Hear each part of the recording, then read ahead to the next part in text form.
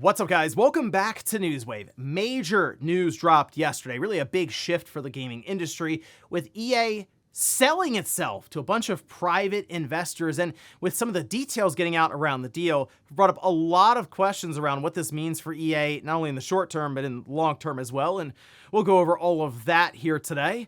Also, we are going to be taking a look at a report around a new DualSense controller, a V3 controller from Sony that could be adding, I think, a big-time feature that, well, could make your controller last quite a bit longer. And we'll also be talking about Nintendo Switch 2 editions that seem to have leaked out online a bit early, with a new image making the rounds that shows upgraded versions of some pretty popular third-party games. All of that and more. Guys, if you enjoy these videos, make sure you hit that like button. Helps out a ton. And if you're new here to the Spawnwave channel, make sure you subscribe down below. Guys, we're here every weekday morning, 8 a.m. Eastern Time, going over all the different gaming news to keep you up to speed. And we're going to start today with Silent Hill. Well, we can see this over on their official account, where they say the cumulative worldwide shipment volume has exceeded 1 million units. Thank you to all who have played it. This being for Silent Hill F, just came out last week. This is as of September 26th, 2025. This does count physical as well as digital downloads. So you have the physical shipments that are out there, digital downloads, all this coming together for that 1 million mark, and that's very fast. So I figure a lot of this had to do with the pre-orders clearly helped them get to that mark, but then just the day one sales. This is big for Silent Hill, though, as it seems like it's really made a comeback and has only gotten more popular since that Silent Hill 2 remake released. This just being a brand new entry with Silent Hill F, and I played a couple of hours. The puzzles, as obscure as you'd expect for a Silent Hill game, although I did put it on the harder difficulty for the puzzles, might have been a bit of a mistake because they are very, very obscure. Still, though, I like the setting and the tone so far after a few hours, and I'll still be playing quite a bit of it as I go along. I'm playing a bunch of different games all at once right now, and Silent Hill, definitely a contrast versus some of the other games that I'm playing at that time, but the environment, the tone of it, really, really cool stuff. So, getting a kick out of it so far, minus a couple of these puzzles already. But hey, 1 million sold so far. Konami, people are asking, are they back? I still think we have to see what they do with something else like a Castlevania, or potentially be able to revive Metal Gear with a brand new title, but at least for now, they're on the right track with something like Silent Hill. Also, Terminator 2D No Fate was supposed to be coming out October 31st, which that was already delayed for the prior month, and now it looks like there's another delay. This we can see over on their website. They say, we wanted to share an important update on the release of Terminator 2D No Fate. The adjustment is due to ongoing global trade and tariff changes that delayed shipment of the components for our Day 1 and Collector's Editions. Because we are committed to launching all editions together, this new date applies to both physical and digital releases worldwide. I am curious, everyone out there, especially if you do have the physical release on order, do you agree with the idea of the digital also being delayed with the physical collectors and deluxe editions? I know there are people out there, I'm sure, like, whatever, when it comes out, it's fine. But I'm sure there are people who are just getting it digital, are really annoyed by this. For me, I have a lot of stuff that I'm playing right now. Even like Mina the Hollower is coming out that same day, so it was already kind of like trying to pick and choose what I was going to play then. Because I think Terminator 2D No Fate looks awesome, but this is a second delay. So hopefully it really is just a physical packaging that's kind of causing this and not something else with the game. But I guess at this point, we'll look towards the end of November for it to release. Today's video is sponsored by Satisfye. Looking to take your game sessions to the next level? Meet the Satisfye RisePad and RisePad Rubbers, the ultimate joystick upgrade for your Nintendo Switch 2, Switch 2 Pro controller, the original Pro controller, and even your PlayStation 5 controller. Each pack is multi-use, so one set works across multiple controllers.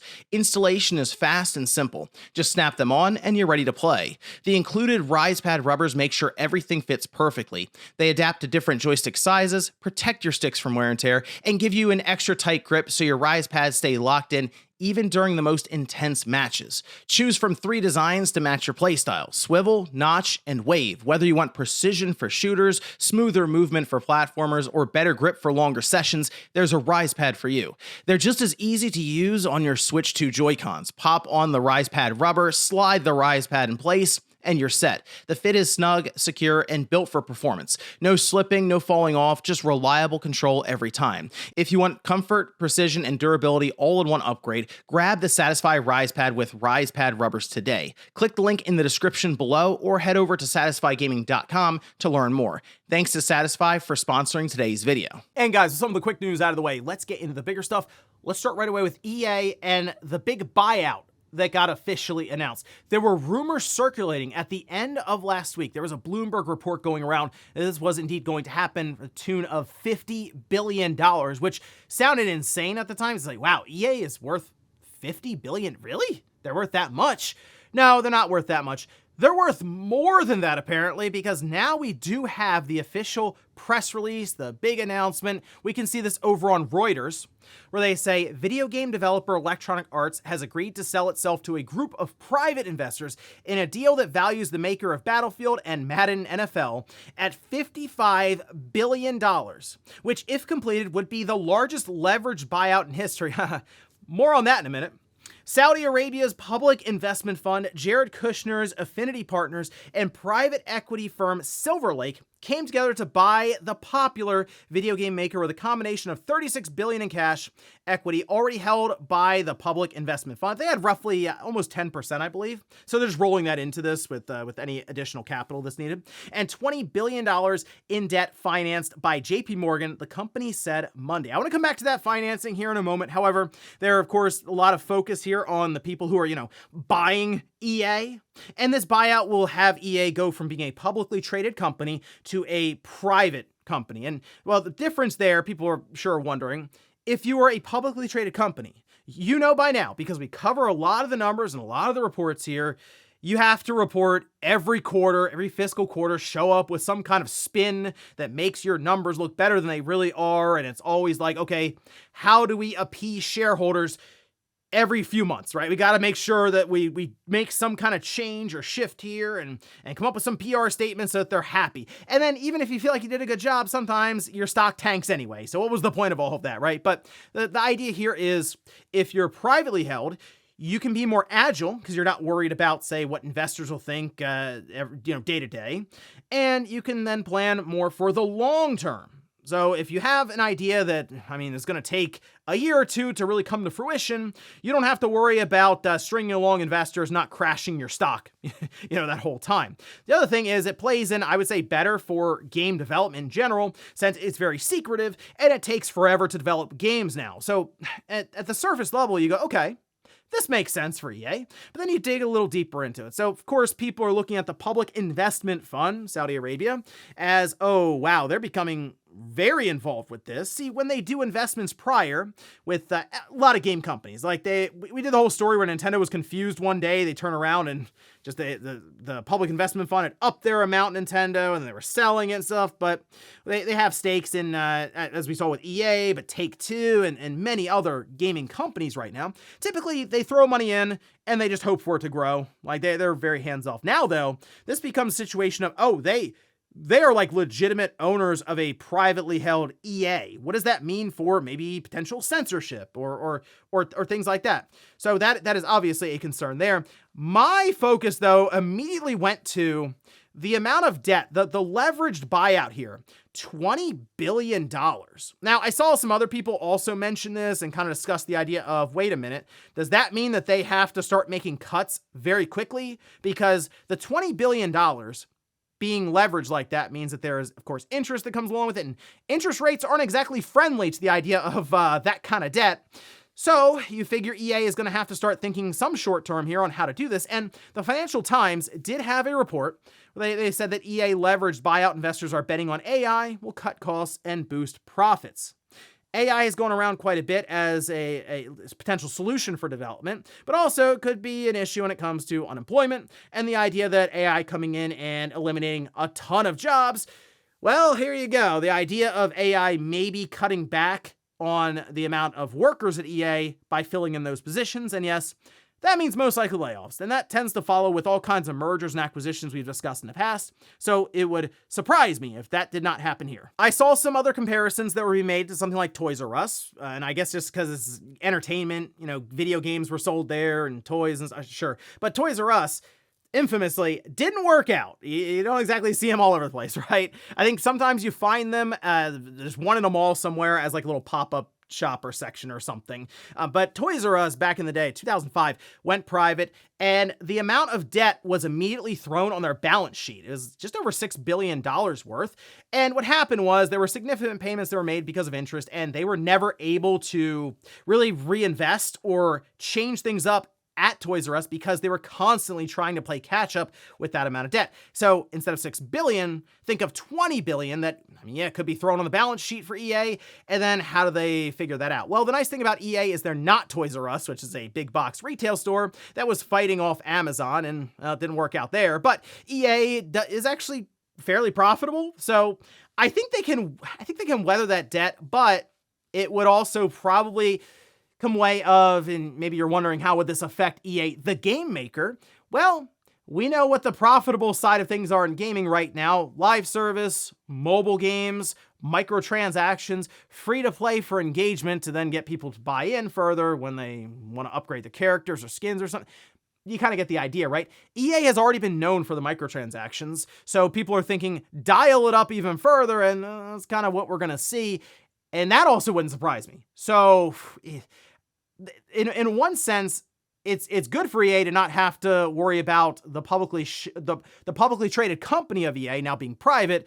But on the other hand, there's going to be a lot of influence based on the amount of overhead that's sitting right there with that kind of debt, and maybe some influence from the new owner. So we'll see what happens with EA. The deal is still pending. It needs to go through. Something tells me it probably will. So there you go. This could end up being the biggest leveraged buyout in history, not even just for games. Just overall. So major news here. Definitely a big shift for gaming because, there's a reason Take-Two stock went up. Now all eyes are on that is, wait, could Take-Two do something similar? Go private, and how much would that be worth? Next up, let's talk about the DualSense V3, which was mentioned in a new report. We can see this over on ppe.pl, saying more interesting news, however. This is in relation to that PS5 Pro SKU that we had discussed yesterday, the downgraded Slim that went to 825 gigabytes. There's also a PS5 Pro model with a new SKU that seems to still have the same amount of storage. However, it appears it'll be accompanied with a new DualSense controller that is known privately as the DualSense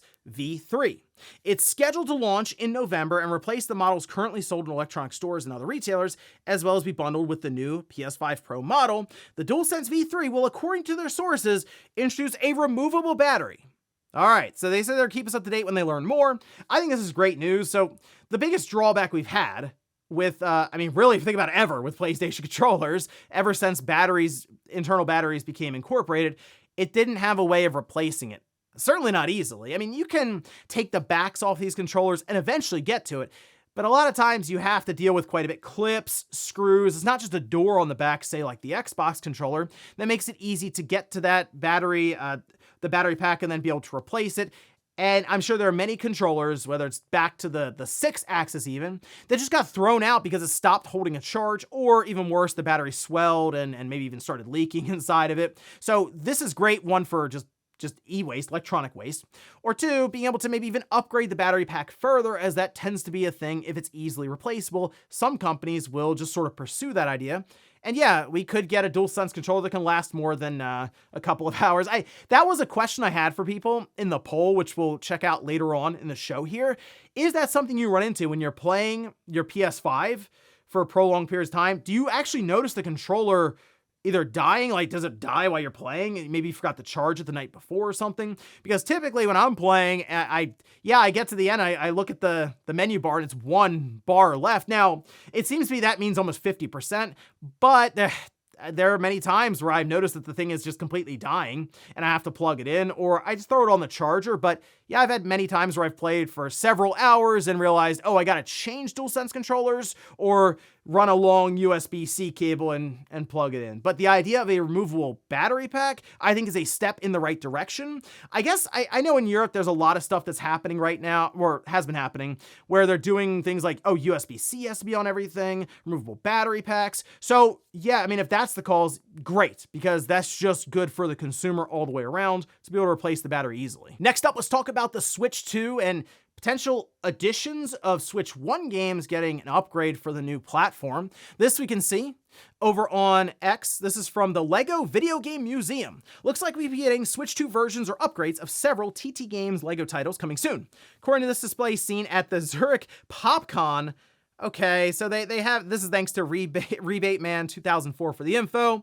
Random. It seemed to be over on, I don't know, is Instagram passed it around, then it made its way to X. It's all over the internet.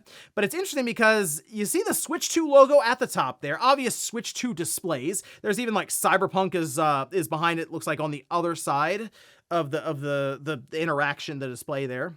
And people were going through and listing the different LEGO games that seem to be visible with Switch 2 branding. LEGO City Undercover, LEGO Star Wars The Skywalker Saga, LEGO Jurassic Park, LEGO Harry Potter Collection, and LEGO DC Supervillains. Now, there's a few things here. One, these games do just run better on the Switch 2 through backwards compatibility. However, some are limited with things like frame rate, maybe being capped at 30. And the obvious part, in handheld mode specifically, resolution isn't great because it'll be locked to 720p, and then it has to upscale or at least be stretched to 1080p and a larger display there, we'll say.